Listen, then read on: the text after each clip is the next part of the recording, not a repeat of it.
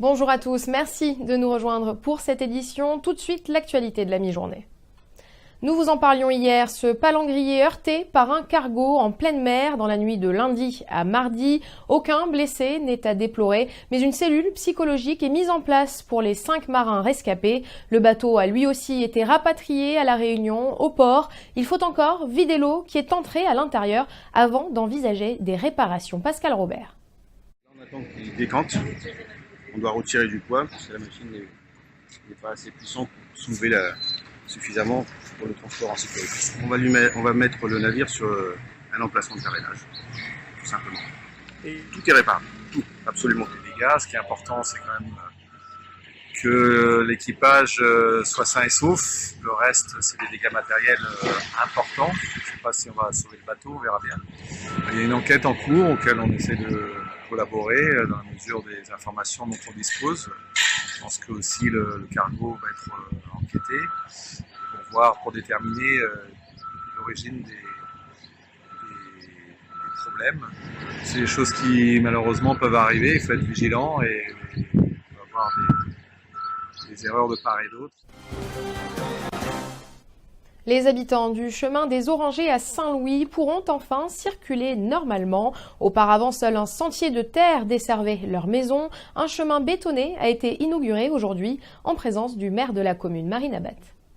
Le nouveau chemin, parce qu'avant, la porte là, quand je mettais en roche, là, t'es plein de roches, le monde montait sur les roches, tu veux monter. Mais là, quand il y a un beau chemin, ben, moi, je suis content. Et là, maintenant, ben, chacun de nous, la vie va changer. On pourra aller au-devant de là. Avant, c'était un sentier. D'abord, c'était un sentier. Moi, j'étais là depuis X temps. C'était un sentier en terre d'abord. Auparavant, c'était un sentier de 1 mètre. Bon, il y avait une pétition des riverains depuis bientôt 30 ans. Donc, nous avions commencé à travailler dessus dans les années 2007-2008. Et donc, à notre arrivée en 2014, nous avons réinitialisé le projet. Et donc aujourd'hui, c'est l'aboutissement. Donc ça nous a coûté 480 000 € sur fonds propres. À Saint-Denis, 14 nouvelles salles de classe doivent voir le jour avant la rentrée. L'objectif, réduire le nombre d'élèves à 12 par classe de CP et de CE1. Une promesse de campagne d'Emmanuel Macron. À l'école des Tamarins à Sainte-Clotilde, les chantiers vont bon train. Un véritable défi, vous allez le voir, de par le temps imparti et les difficultés du terrain. Laurence Gilibert. En fait, globalement, on a essayé de réutiliser les salles de classe existantes pour les séparer en deux autant que possible. Mais malheureusement, sur pas mal d'écoles, le foncier se fait rare. Et donc c'est pour ça qu'on a eu l'obligation de créer de nouvelles salles de classe dans l'école. Dans l'étude préalable, on a fait en sorte que les salles de classe soient orientées pour avoir un courant d'air traversant et justement optimiser le confort à l'intérieur de ces salles de classe.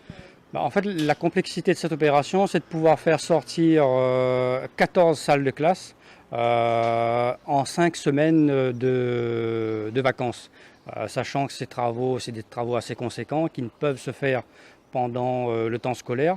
Donc c'est ça réellement la difficulté. Et la solution technique a été de partir sur une construction en structure métallique, ajoutée à des panneaux sandwich pour justement optimiser le délai de réalisation dans les écoles. Cette année, il s'agit de poursuivre le programme national, c'est-à-dire la mise de dédoublement en CE1, en REP+, et en REP pour les CE. Donc les travaux de cette année vont se faire pendant les vacances scolaires du mois de juillet, août. Donc un calendrier très contraint et nous devons réaliser ces travaux le plus rapidement possible de manière à ce que les élèves et les enseignants puissent travailler dans des conditions optimales. C'est la fin de cette édition. Merci de l'avoir suivi. Retrouvez toute l'information sur zinfo974.com. Je vous donne rendez-vous à 18 h pour le reste de l'actualité. À tout à l'heure.